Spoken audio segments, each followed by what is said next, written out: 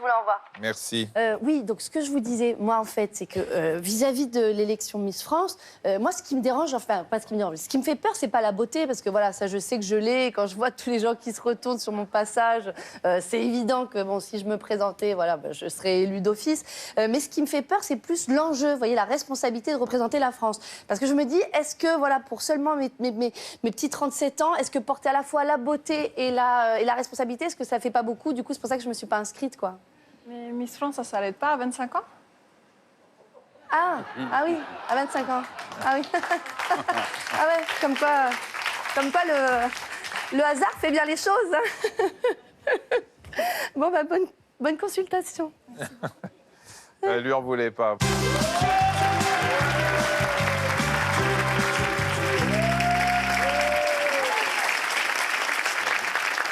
Bonjour, mademoiselle Chavez. Je suis ému et flatté, parce que c'est la première fois que je reçois une tête couronnée. Vraiment. Il n'y a pas de sang bleu chez Miss France. Il n'y a pas de... Non, il n'y en a pas non plus chez nous. Le sang bleu, c'est parce que, regardez, quand la peau est blanche, on voit la veine bleue. Et quel rapport avec les rois? Eh bien, justement, c'est ceux qui ne travaillaient pas. Ils n'étaient pas au champ. Les gens qui travaillent dans les champs Ils ont la peau avaient épaisse et on la voit peau pas. plus épaisse et on ne voyait pas les veines bleues. Voilà. Et D'accord. une des explications. L'autre, c'est ils juraient, ils avaient le droit de jurer, pas le sang bleu, qui veut dire pas le sang de Dieu. Et voilà pourquoi l'expression du sang bleu. Mais vous savez, la vraie noblesse, c'est celle du cœur et de l'intelligence. Et Miss France a ces deux attributs. Vaïma Lamal, les gens arrivent à prononcer votre prénom correctement. Je sais que Laurent Ruquier, dans une émission... Certains y arrivent, mais vous pouvez m'appeler Vaille, oui. Ça m'arrange beaucoup. Avec plaisir. Ça fait 1 heure que je répète votre prénom en me disant il faut absolument que par respect, je puisse le prononcer correctement. Vous l'avez fait une fois et c'est largement suffisant. Bon, eh ben, écoutez, merci 1000 fois. Alors, je vais me permettre, si vous voulez bien, de m'occuper de votre santé un petit peu.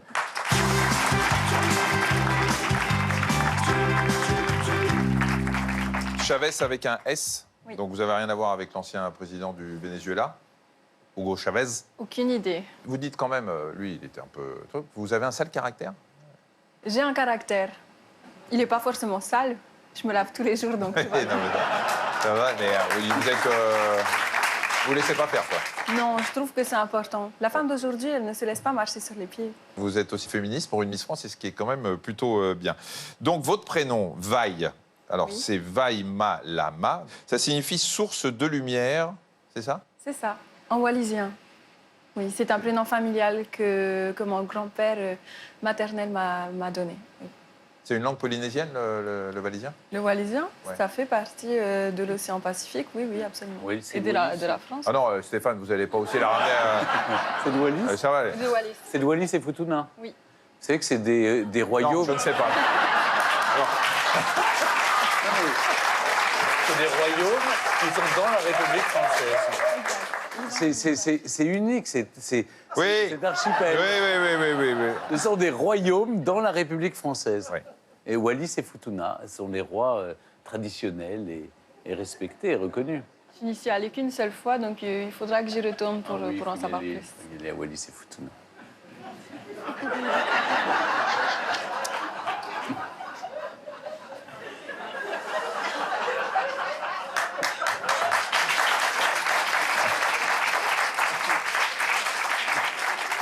Vous aviez déjà vu la neige? Excusez-moi, je reviens. Oui. Je fais avec ma culture à moi.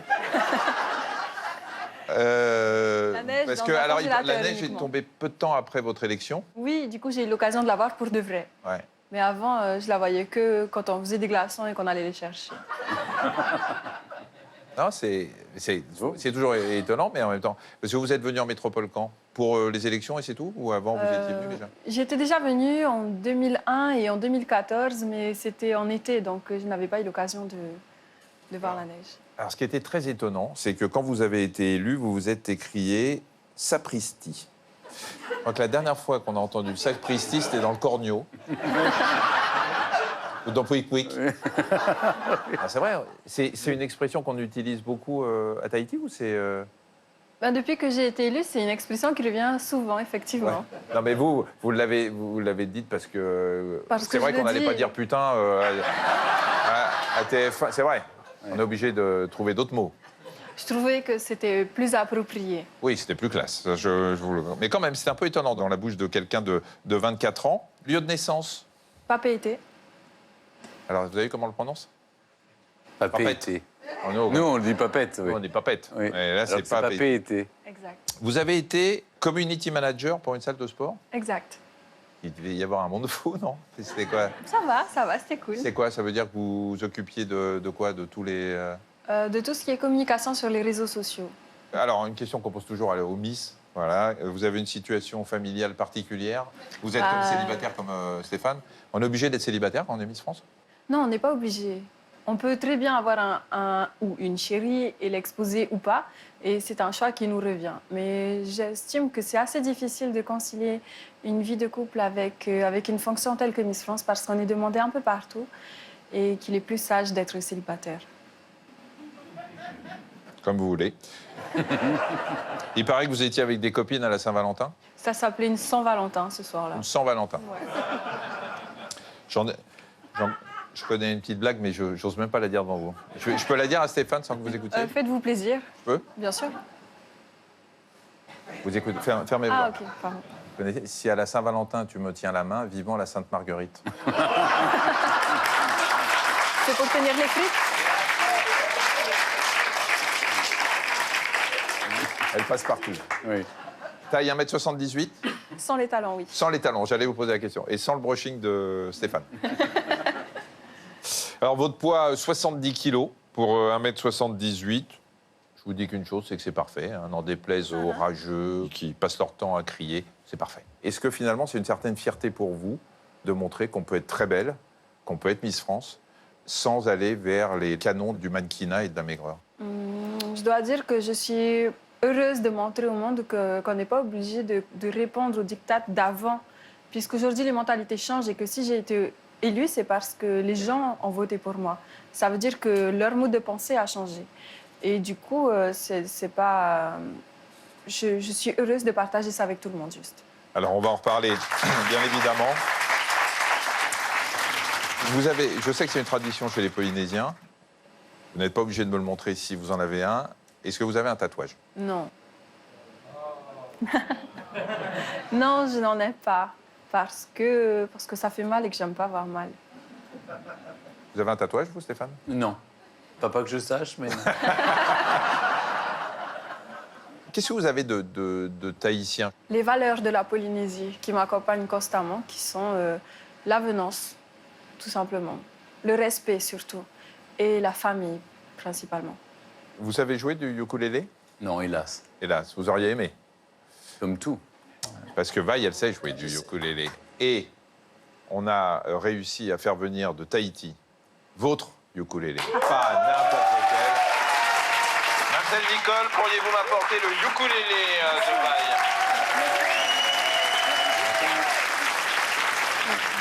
Alors... D'abord, juste, vous l'avez appris avec votre oncle, je crois? Oui, avec un tonton à moi qui a vu que j'aimais bien jouer à sa guitare. Puis le ukulélé ressemblait un peu à la guitare, j'ai décidé de me lancer aussi. Et puis voilà. Et vous allez nous jouer quoi? La première musique qu'il m'a appris à jouer, c'est Tom Frager, Lady Melody.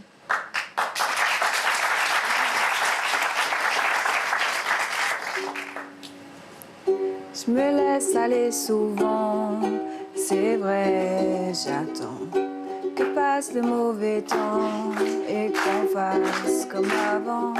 Je suis pas certain d'avoir trouvé ma place, je suis pas certain de pour éviter la casse. J'ai trouvé ma petite Lady Melody. Oh oh oh oh, elle est dans ma tête, elle ne m'abandonne jamais. Je la trouve encore plus belle quand elle s'habille en reggae. Elle me suit à chaque voyage loin d'ici. Elle est ma Lady Melody.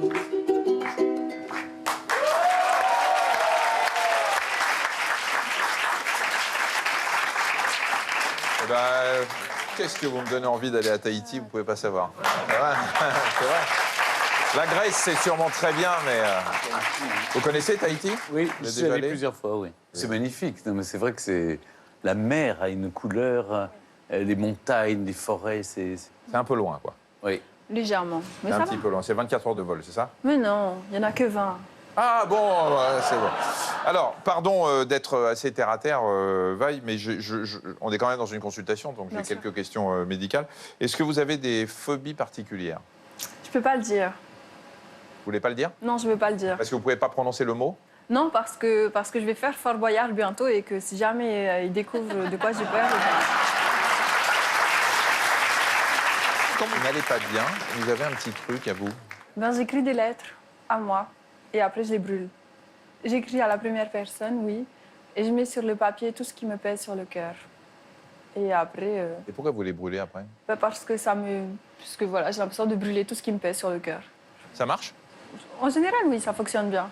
Et si ça fonctionne pas, alors je mets une musique déprimante, je déprime un bon coup et puis après on avance. Alors, on va faire un petit bilan de santé parce que c'est quand même un métier, vous avez dit, hein, c'est un métier, c'est épuisant d'être Miss. C'est intense. Ça demande beaucoup de dévotion. Vous carburez à quoi? Qu'est-ce qui fait que vous tenez? À la passion de ce que vous faites? Oui, aussi beaucoup. C'est surtout les sourires que les gens ils me font qui me motivent. Mon métier, c'est de faire sourire les gens. Alors, quand je le fais, ben, je continue à le faire avec beaucoup de plaisir. Vous dites que vous faites des micro-siestes? Oui, C'est quoi des micro-siestes? Vous les faites comment? je dors en bavant dans la voiture. Mais je suis tellement fatiguée que j'ai la bouche qui s'ouvre toute seule, puis après je sens que ça coule. Hop, et on enlève vite.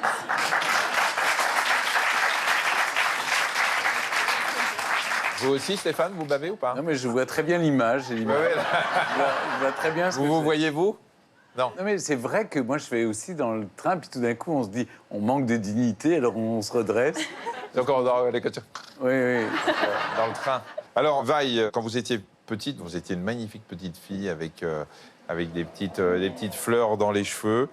Et ensuite est venue l'adolescence. Et c'est là où sont arrivés les problèmes de poids. Parce que vous avez pesé jusqu'à 84 kilos. C'est ça. Qu'est-ce qui s'est passé entre l'enfance et l'adolescence pour que vous preniez du poids comme ça? C'est le collège. C'est la transition que je n'avais pas captée, puisqu'auparavant, j'étais encadrée par ma grand-mère qui faisait partie du corps enseignant de mon école. Et puis, j'ai découvert le collège où il y avait plusieurs professeurs, plusieurs classes et vraiment beaucoup plus d'élèves. Et je n'ai pas pu m'adapter comme il se devait. Et du coup, je m'habillais très, très mal. Et les gens, ils n'aimaient pas forcément ma façon de m'habiller, donc ils me critiquaient beaucoup. C'est vrai qu'on vous traitait de monstre? C'était mon surnom, oui. Qui vous avez donné ce surnom? Des camarades de classe. Vous les appelez encore des camarades C'était aujourd'hui? des camarades de classe. Et quand bien même qu'ils n'aient pas été très gentils, c'est pas grave, ça reste leur statut quand même.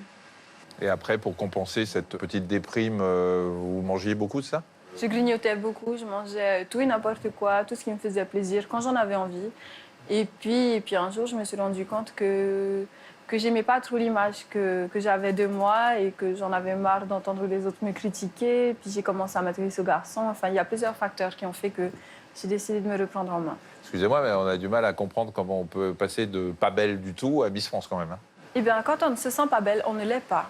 C'est un état d'esprit qu'on développe au fur et à mesure avec la confiance en soi. Et aujourd'hui que vous êtes Miss France, vous n'avez pas eu envie d'envoyer un petit peu des photos de vous couronnée à tous ces gens qui vous ont cassé pendant que vous étiez adolescente? Non, j'estime que ça ne se fait pas. C'est indécent de... En tahitien, on dit fahoua et en français, on dit de se la péter comme ça. Ça se fait pas. Vous avez gardé des séquelles, entre guillemets, hein, psychologiques de cette période où vous avez été beaucoup critiqué, où on vous a traité de monstre. Est-ce que c'est une cicatrice que vous avez quelque part en vous et qui fait parfois un peu mal, malgré la nomination, malgré l'élection? On a toujours des cicatrices parce que c'est ce qui raconte notre histoire, en fait, et toutes les expériences qu'on a vécues.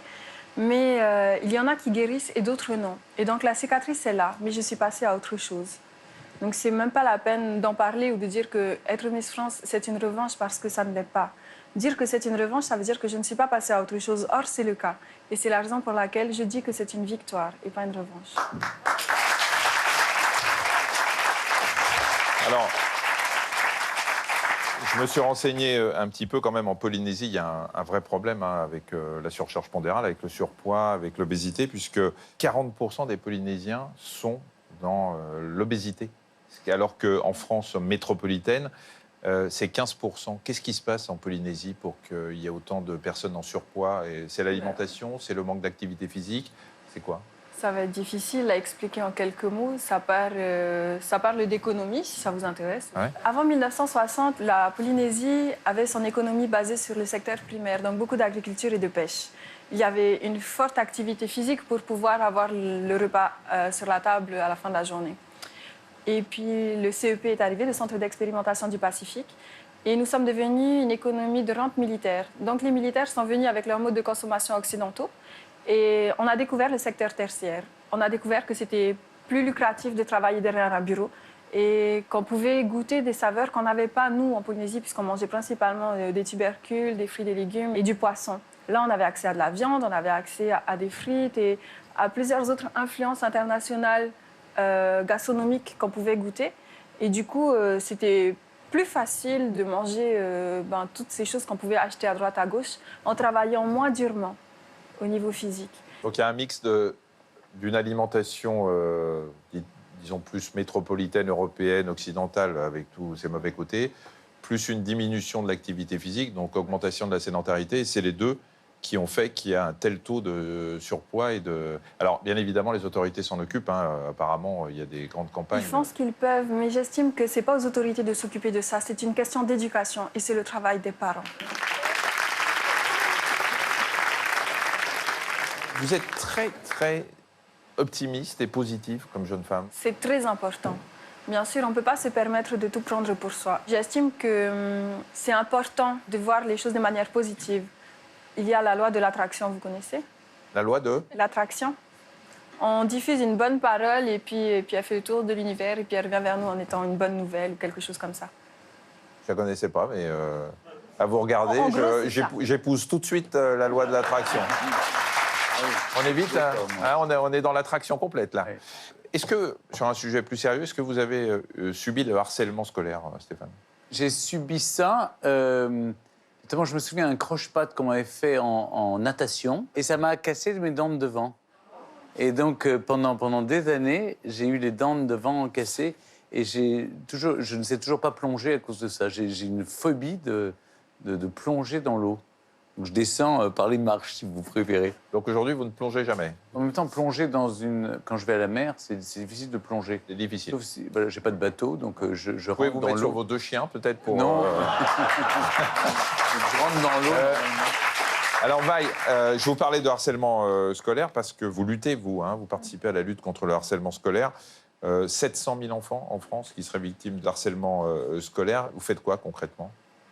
Eh bien, il y a les premières assises qui se sont tenues à Lyon, des assises qui luttent contre le harcèlement scolaire, où plusieurs acteurs présents dans ce domaine sont intervenus. Il y avait des associations qui parlaient des pathologies qui pouvaient faire en sorte que des enfants étaient exclus, des avocats, puisque quand on entame une procédure judiciaire, il faut quelqu'un pour parler pour nous, et des gendarmes pour la prévention juvénile, qui disaient qu'ils n'étaient pas assez nombreux. Par exemple, je crois que pour 13 départements, ils étaient un effectif de 6 personnes. C'est infiniment peu et j'espère qu'il y aura des moyens qui seront mis dans cette cause parce que c'est très important. Ce qu'il y a de plus important dans une société, c'est bien les personnes qui la caractérisent et pour que la société soit bien, les gens doivent être bien.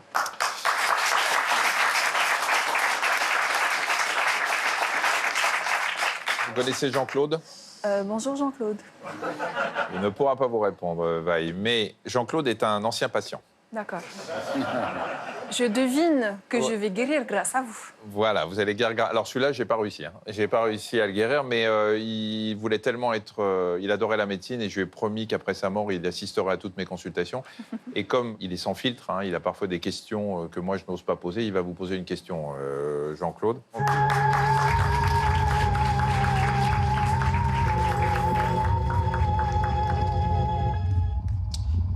Vaille, n'est-il pas contradictoire d'être à la fois Miss France et féministe? Je ne pense pas. Le féminisme, pour moi, c'est encourager les femmes à utiliser la liberté d'expression qui est présente partout en France, en fait. Et à cet égard, on est toutes capables d'avoir des rêves ou pas et de faire nos choix. Et j'ai choisi de devenir Miss France. Et donc, c'était mon droit et la liberté d'expression que j'avais, je l'ai exprimée sur scène. Donc non, je trouve que non, c'est pas contradictoire. Alors, Vaille, on sait que la vie de Miss France n'est pas de tourpeau, hein, vous nous l'avez dit, elle regorge de situations stressantes. Je vais vous poser des questions sur les moments stressants de cette vie, mais pour compenser, je vais vous les poser. Vous allez voir, il va falloir enlever peut-être vos chaussures à talons, sur une planche de surf, puisque vous êtes aussi surfeuse et qu'on sait que... Surfeuse, hein. Surfeuse, entre guillemets, mais on a vu que le surf vous déstressait. Donc, on va vous tester.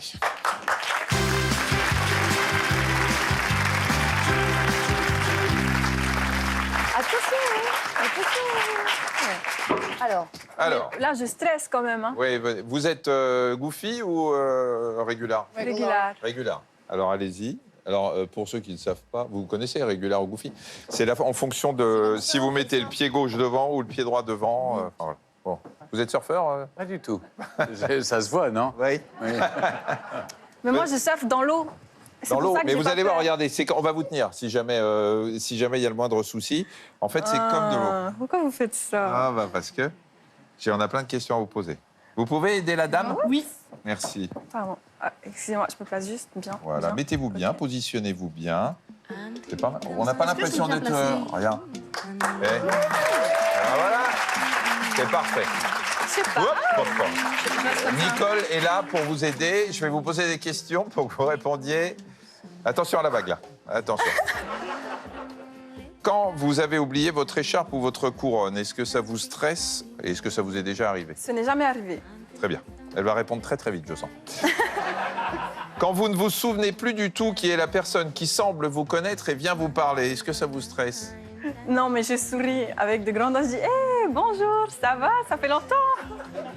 Elle vous a dit ça tout à l'heure en arrivant? Non, c'est pas vrai. C'est vrai? Tu sais qui il est. Stéphane Bern, et on a fait votre émission d'ailleurs. Ouais. Quand un maire, parce que vous voyez beaucoup de maires, hein, quand un maire est trop lourd avec vous, ça vous stresse? Vous faites quoi? Non, mais je lui dis gentiment, poliment que Vous c'est... êtes un peu lourd. Non, pas vous, vous êtes un peu lourd. Je dis doucement, monsieur le maire. Attention, regardez bien la mer quand vous surfez, Ah, c'est pardon. important. Quand vous vous pesez, est-ce que ça vous stresse ou pas? Pas du tout. Pas du tout. Vous pesez pas. Si, je me pèse. Quand vous lisez les... Hop, hop, hop, hop. Quand vous lisez les commentaires sur les réseaux sociaux, ça vous stresse? Non, non, j'y réponds avec beaucoup d'humour d'ailleurs. Même quand c'est violent? Bien sûr. Vous Surtout quand répondez c'est à ceux violent. qui vous insultent? Oui, Enfin. c'est important. Enfin, ils m'insultent pas, ils disent leur point de vue. C'est leur point de vue, hein. Non, vous passez du temps alors, parce que vous avez combien de followers là, sur...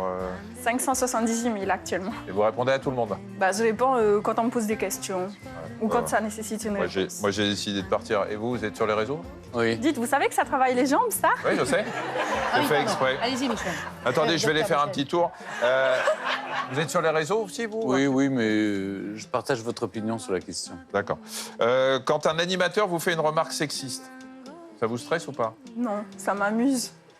Bah, à titre personnel, après, en tant que Miss France, c'est pas drôle. C'est pas drôle parce que du coup, il est en train de dénigrer toute la gente féminine et je trouve ça pas très correct. Moi, j'ai rien fait. Hein. Ça vous est arrivé déjà? Ça, c'est vous. Hein. Peut-être. Vous avez pas bien révisé, dis donc. Hein. Non, non.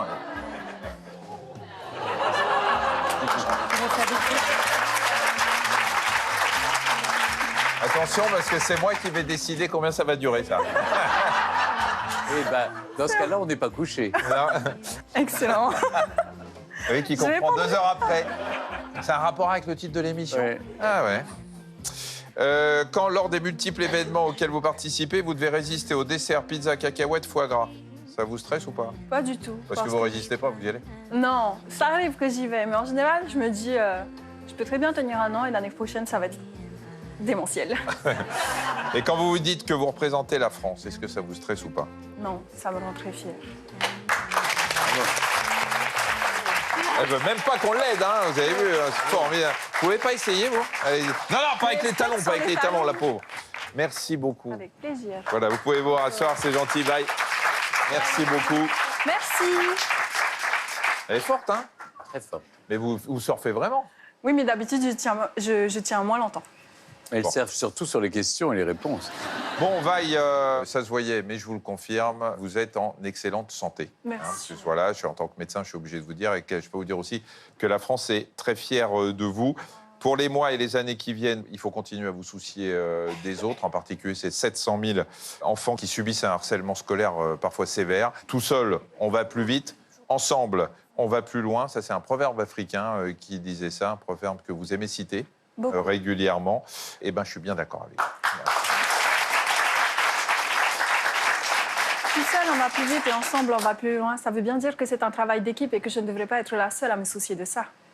Donc j'espère que vous allez travailler avec moi. On va continuer à vous suivre et à vous soutenir pour le combat pour les femmes et contre la grossophobie et le harcèlement scolaire, bien évidemment. Docteur Michel? Oui. Oui, c'est l'heure des téléconsultations. Ah oui, il y a les téléconsultations, c'est-à-dire qu'il y a, voilà, il y a un moment, vous savez, c'est la nouvelle médecine, on a le droit d'appeler un médecin pour lui demander un conseil. Oui, envoyez-moi la première patiente. Oui, d'autant que vous la connaissez bien, vous allez Oui. voir. Je vous la transfère. Bonjour docteur, Adriana donc. J'ai une question pour vous. J'ai ma petite fille, Nina, qui a 7 mois maintenant.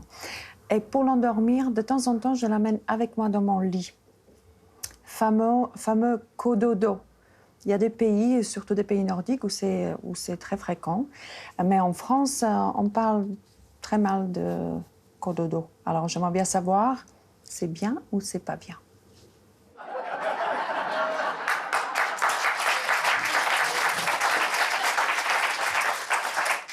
Très chère Adriana, vous voulez savoir si, oui ou non, il est recommandé d'avoir recours au cododo avec son bébé, comme vous le faites avec Nina? Alors, sachez que c'est un sujet devenu quasi aussi sensible que la question de l'allaitement. En France, le cododo, dormir tous dans le même lit, ou le co-sleeping, dormir tous dans la même chambre, ne sont pas des pratiques courantes, contrairement au Japon ou en Inde. En Suède, presque tous les bébés de 3 mois partagent la chambre de leurs parents. Alors, bien ou mal, franchement, même les psys ne sont pas d'accord entre eux. Les pros cododo expliquent que ça renforce le lien avec le bébé et que c'est plus pratique pour les parents. Les anti-cododo pensent qu'il y a un danger d'écrasement du petit et que ce sera difficile ensuite de le faire retourner l'enfant dans sa chambre un jour. Quoi qu'il en soit, sachez que j'ai surtout reçu un appel de votre mari, Aram, qui m'a dit qu'il n'avait quand même pas galéré pendant des années pour épouser une des plus belles femmes du monde, pour se retrouver à côté d'un bébé qui pleure et qui vomit, aussi mignonne soit-elle. Docteur Michel, je vous transfère le deuxième appel. Ok, merci. Bonjour, docteur Simès. Je dois me déshabiller avant la consultation? Charline, je suis payée pour dire des conneries sur France Inter. Alors, j'ai un problème, visiblement, d'orthophonie. Je dis 8. Et c'est pas comme les Français disent, donc on me conseille l'orthophoniste. Est-ce que je dois vraiment aller jusque-là? Alors, chère Charline, vous me demandez si votre prononciation du mot 8 sous la forme 8 mérite une consultation chez un orthophoniste et si ce n'est pas vous qui prononceriez de la bonne manière, par hasard. Alors, je vais essayer d'être clair et factuel. Alors, bien sûr, la Belgique, hein, c'est le surréalisme, c'est Magritte, c'est Benoît Poelvoort, c'est Jean-Claude Van Damme, c'est Tata Yo-Yo, la liberté, le chocolat et la poésie. Mais ça n'excuse pas tout. N'allez pas trop loin non plus.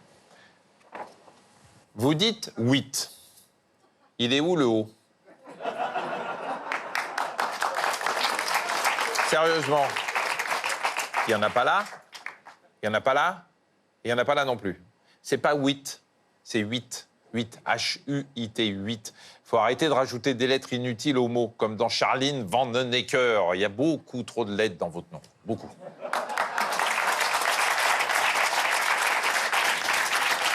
Mademoiselle Nicole. Oui, docteur Michel. Ben alors, vous étiez où? Oui, ça va, je vous envoie le prochain patient. D'accord, merci. Oh là là, il est pressé, hein. Ah Lui, oui. toujours. Mais ça, c'est typique des Michel, ils sont toujours comme ça. Moi, vous savez, j'ai un cousin qui s'appelle Michel. C'est pareil, toujours, il veut que les autres gravitent sur son rythme à lui. Mais pourquoi? Parce que c'est comme ça, c'est le prénom Michel qui fait ça. Vous savez ce que ça veut dire, Michel? Ça vient de l'hébreu qui veut dire qui est comme Dieu. Alors, m'étonner avec un prénom pareil, les mecs, ils ont le melon comme ça. Non, mais ça me fait, c'est systématique, hein. Par contre, monsieur Leb, j'arrive plus du coup à lire sur votre fiche. C'est quoi exactement votre prénom? Michel. Mais avec un ou 2 L? Avec un L, oui. Ah oui, non, parce que voilà, moi je parlais avec 2 L. Oui, avec 2 L, ils sont comme ça. Non, avec un L, rien à voir. Non, vous êtes hyper humble. Hein. Ceux qui ont qu'un seul L, mais eux, dès qu'ils ont 2 L, ça s'envole. C'est pour ça. Oui, c'est ça. Allez, bonne consultation. Bonjour, merci, c'est gentil.